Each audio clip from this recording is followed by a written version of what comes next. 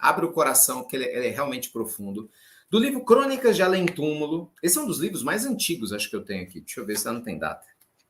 Eu costumava colocar data nos livros quando eu comprava. Esse livro aqui deve ter fácil, assim, uns 25 anos. 20 e poucos anos. Quase minha idade. Um pouquinho mais, né? Um pouquinho mais, chegaria na minha idade.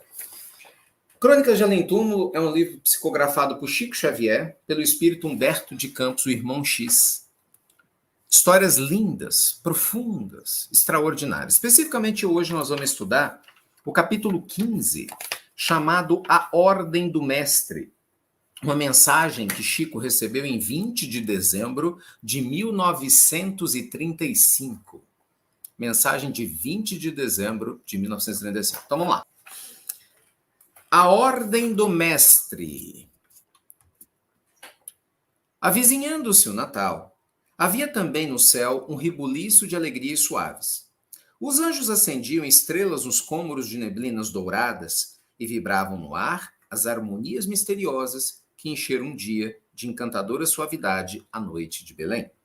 Os pastores do paraíso cantavam, e enquanto as harpas divinas tangiam suas cordas sobre o esforço caricioso dos zéfiros da imensidade, o Senhor chamou o discípulo bem-amado ao seu trono de jasmins matizado de estrelas.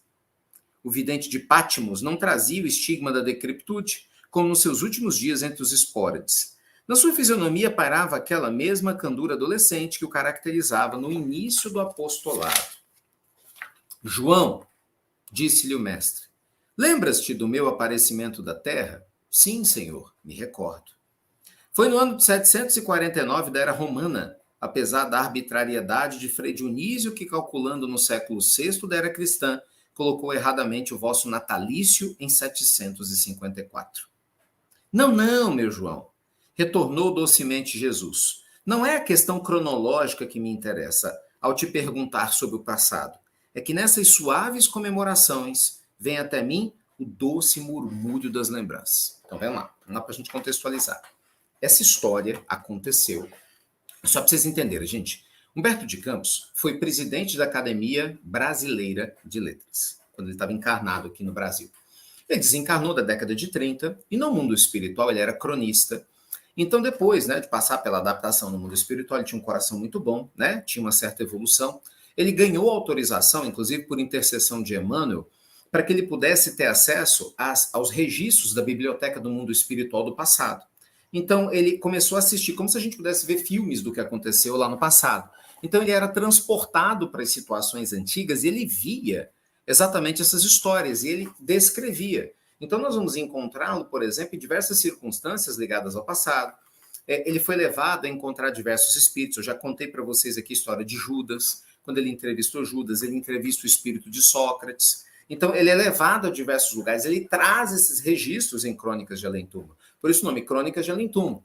Ele entrevistou a Marilyn Monroe, quando o Chico foi a primeira vez a Nova York, na década de 60, ela tinha acabado de desencarnar. E segundo a fala da psicografia, ela não se suicidou, foi um monte de remédio que ela tomou, porque para a história parece que foi suicídio. E ela traz na psicografia que não. Chico viu ela lá no Central Park. Então, assim, histórias lindas, Só quem tem a mente aberta e se dá o direito de conhecer a verdadeira vida além dessa vida é que consegue compreender. Então, aqui ele está narrando um Natal, muito tempo atrás, um período de Natal, em que João, o apóstolo João, encontra Jesus no mundo espiritual. E aí os dois estão conversando. E aí Jesus começa a falar, poxa, meu apóstolo, você se lembra da primeira vez do meu natalício? Quer dizer, você se lembra no passado, quando o Natal começou a ser comemorado? Aí João falou, sei, na época de 740. Ele, não é isso não, meu filho. Eu estou dizendo, é na hora que os homens começaram realmente a rememorar. Aí ele continua, vamos lá. Sim, mestre amado, retrucou o pressuroso discípulo. Compreendo-vos. Falais da significação moral do acontecimento. Claro que eu me lembro. A manjedoura, a estrela guiando os poderosos ao estábulo humilde, os cânticos harmoniosos dos pastores, a alegria ressoante dos inocentes, afigurando-se-nos que os animais vos compreenderiam mais do que os homens, aos quais ofertáveis a lição da humildade, com o tesouro da fé e da esperança. Senhor, naquela noite divina, todas as potências angélicas do paraíso se inclinaram para a terra cheia de gemidos e de amargura por exaltar a mansidão e a piedade do Cordeiro. Uma promessa de paz desabrochava para todas as coisas com o vosso aparecimento no mundo, Senhor. Estabelecera-se um noivado meigo entre a terra e o céu, e recordo-me do júbilo com que vossa mãe vos recebeu nos seus braços, feitos de amor e de misericórdia. Disse-ia, mestre, que as abelhas de ouro do paraíso fabricaram, naquela noite de aromas e de radiosidade indefiníveis, um mel divino no coração piedoso de Maria. Então, assim, de uma maneira poética, é o jeito que Humberto de Campos escreve, né? Ele descreve a forma como João lembrava do nascimento de Jesus, porque obviamente João também já tinha presenciado isso no mundo espiritual. Retrocedendo no tempo, meu senhor bem-amado, veja o transcurso da vossa infância, sentindo o martírio de que fostes objeto, o extermínio das crianças da vossa idade, a fuga nos braços carinhosos da vossa genitura, os trabalhos manuais em companhia de José, as vossas visões maravilhosas do infinito, em comunhão constante com o vosso Pai, preparando-vos para o desempenho da missão única para vos abandonar, por alguns momentos, os palácios de sol da mansão celestial, a fim de descer sobre as lamas da terra. Sim, sim, João. E por falar nos meus deveres, como seguem no mundo as coisas atinentes à minha doutrina? Ah, Senhor, isso aí vai mal. Aí vai mal. O povo na terra está pisando no tomate. Bem, essa fala não está aqui, é minha. Entendeu? Estou contextualizando para o século XXI. O povo está pisando na bola. Não está indo bem, não. Vai mal, senhor. Desde o concílio ecumênico de Nicéia, efetuado para combater o cisma de Ário em 325, as vossas verdades são deturpadas. Ao arianismo seguiu-se o movimento dos iconoclastas em 787, e tanto contrariar os homens o vosso ensinamento da pureza e da simplicidade, que eles próprios nunca mais se entenderam na interpretação dos textos evangélicos. Gente, Jesus questiona João como é que andava a doutrina dele na Terra. Só para vocês entenderem, Jesus ele é um Cristo planetário. Ele não fica aqui no planeta Terra só. Jesus ele é Cristo de diversos planetas. A Terra é um dos planetas que Jesus é Cristo planetário. Então ele tem mais o que fazer. E vamos ser sinceros, a Terra é um dos planetas mais atrasados que o Cristo é um Cristo planetário. Então Jesus ele é Cristo de outros planetas, inclusive mais evoluídos do que o próprio planeta Terra. Então ele tem muita coisa para fazer. Então ele tem os seus prepostos, né? Para poder dar conta do andamento da nossa evolução. Então, nesse bate-papo com o João, ele fala, e aí, como é que está a minha doutrina na Terra? Ele está indo de mal a pior, assim. Porque desde quando começaram, teve o concílio de Nicéia em 325, né, que foi quando o Constantino instaurou o cristianismo como religião oficial do Estado romano, há vários outros concílios, um rolo danado, cada um criando, né? Escolha, põe esse texto, esse evangelho é apócrifo, esse não é, esse aqui é bom, esse não é, começaram a brigar, bora instituir aqui alguns dogmas, virgindade de Maria. Então, assim, um rolo danado. E a essência foi se perdendo para muita gente. Então, João fala, Senhor, infelizmente, eles nunca mais se entenderam. Triste isso, né? Triste. Mas não te recorda, João, que a minha doutrina era sempre acessível a todos os entendimentos? Eu fui simples na terra. Deixei aos homens a lição do caminho, da verdade e da vida para servir de escrito. Com a sua palavra. Senhor, eu sei, Senhor, é verdade. Mas logo que regressastes aos vossos impérios resplandecentes, reconhecemos a necessidade de legar à posteridade os vossos ensinamentos. Os evangelhos constituem a vossa biografia na terra, contudo os homens não dispensam em suas atividades o véu da matéria e do símbolo. A todas as coisas puras da espiritualidade, o ser humano na Terra adiciona a extravagância das suas concepções. Triste demais. O que João está dizendo? Que na hora que foram registrados os evangelhos, quem registrou foram pessoas. É o que eu vivo falando para vocês. A gente, desde o início, fala a mesma coisa. É loucura você ficar endeusando quem quer que seja. Só mostra, com todo respeito, que você não entendeu nada da vida e mostra aí, né, que nós precisamos crescer em maturidade. Todo ser humano na Terra é um ser humano imperfeito, qualquer um de nós. Qualquer líder espiritual aí que fala meia dúzia de palavras e que engana um bocado de gente, porque assim, o líder espiritual verdadeiro, ele é humilde, generoso, sensível e acolhedor. Se é um líder espiritual, ou se auto-intitula líder espiritual, mas é excludente, preconceituoso e arrogante, você pode ter certeza que esse sujeito ou a sujeita é tudo menos líder espiritual. Pode enganar meia dúzia de incauto carente aqui na Terra, infelizmente, porque existe mesmo, mas aos olhos atentos de Deus não engana não. Cada um colhe o que planta. Cada um colhe o que planta. Aliás, Jesus é muito claro com relação a isso. Nem todos que dirão Senhor, Senhor, entrarão no reino dos céus. O que é que o Cristo fala? Virão muitos lobos em pele de cordeiro. Testai todos os espíritos, que nem todos são de Deus. A fala do Cristo está eternizada no Evangelho de João, em outros também. Então, vigilância total. Aqui que João está dizendo aqui, pois é, senhor, começaram a botar um monte de projeções, símbolos deles no Evangelho. Então, assim, o Evangelho de Jesus era simples, simplicidade pura. Amar, perdoar, servir. Ixi! Aí começaram a botar um monte de símbolo, um monte de coisas que eles acharam na época que deveria existir. E aí, resumo da história, infelizmente, a gente não evoluiu tanto assim, né, como deveria.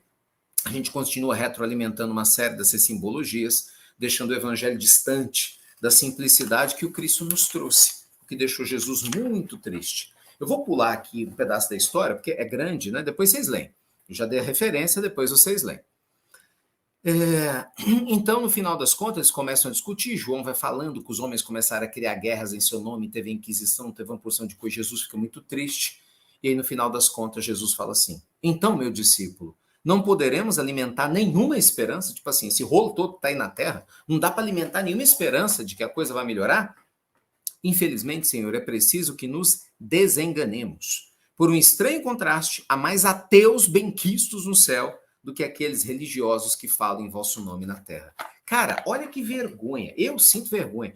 Naquela época em que aconteceu esse encontro no Natal de Jesus e do apóstolo João, veja, João dizendo que tinham muito mais pessoas que diziam ateus aqui no planeta, muito mais benquistos no céu do que religiosos. Ou seja, imagina o nível da hipocrisia dos religiosos.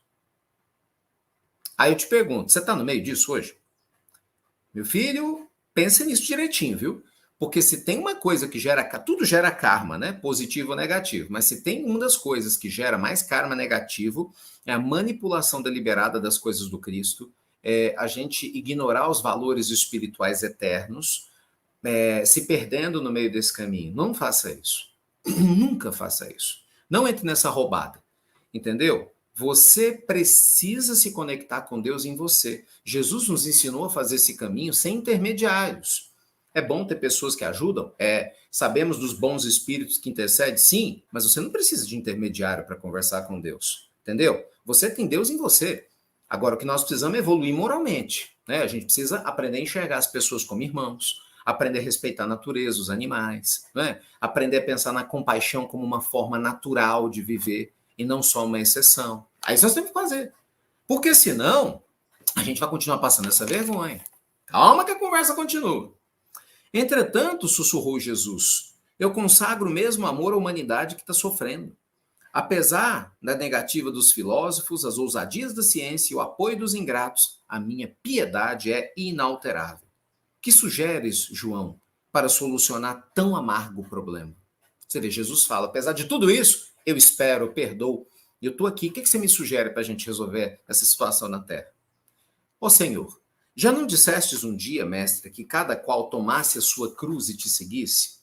Mas prometi, meu filho, ao mundo um consolador em um tempo oportuno. Eu até arrepio, gente, ó.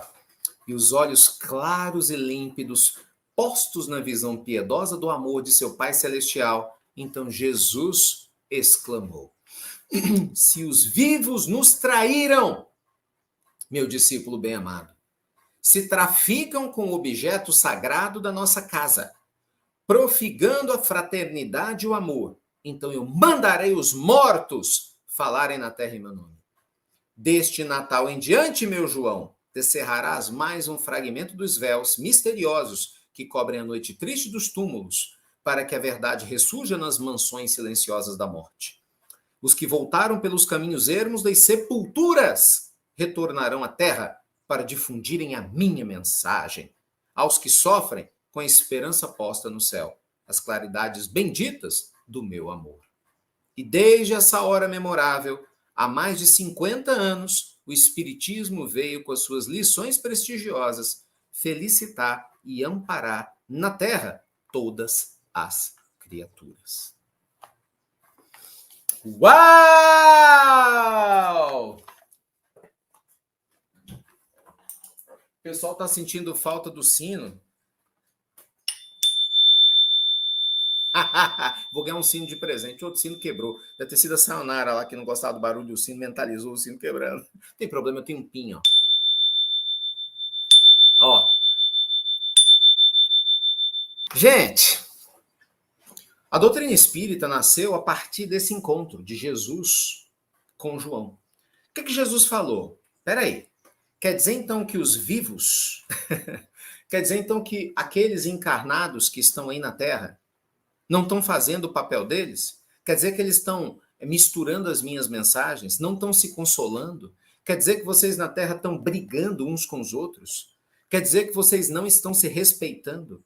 Quer dizer que vocês aí na Terra estão perdidos em guerras? Tudo bem, eu vou mandar os mortos então, ele falou com João. Então vou fazer com que os mortos que vieram para as sepulturas voltem para dar notícia para os vivos, abre aspas, da verdadeira vida. Os mortos voltarão para consolar as almas na Terra que os vivos não souberam aproveitar a minha mensagem para consolar.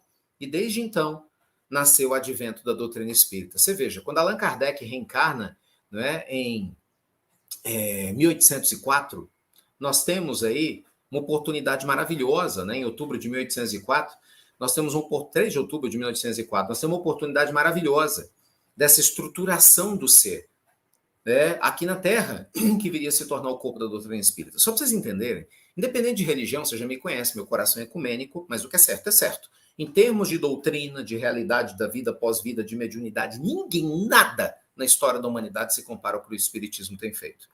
Em outras áreas, nós temos grandes religiões, grandes filosofias que fazem um bem gigante para nós, sem dúvida nenhuma, e cada qual à sua maneira. Mas em termos de esclarecimento, esquece, não tem nenhuma, nem de longe, que se equipara ao que o Espiritismo faz. O Espiritismo foi a doutrina que matou a morte. O Espiritismo foi a primeira doutrina na história humana que trouxe regras e estruturas de como que funciona a relação dos vivos e dos mortos. A partir daí a gente começou a entender a mediunidade. Nós tivemos, através da codificação de Kardec, uma série de obras espetaculares para qualquer ser humano com a cabeça aberta e com o coração pronto e maduro para entender essa relação da vida física e da vida espiritual. Só não entende quem não quer. Aí é outra história. Você que não quer, é sua crença, é seu tempo, aí paciência. Mas quem quer, quem está pronto, está prontinho para poder estudar.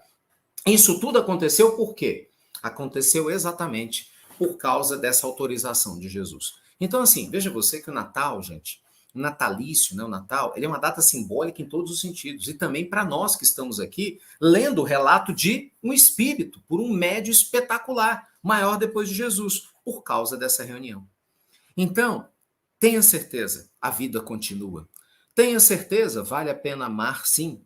Tenha certeza, vale a pena não desistir de amar, de espalhar a caridade, sabe? De entender que nada acontece por acaso. Tenha certeza que o nosso coração ele está aberto para amadurecer quando nós nos damos o direito de fazê-lo. Isso muda tudo, gente. Absolutamente tudo. Falava Jesus: conhecereis a verdade, e a verdade vos libertará.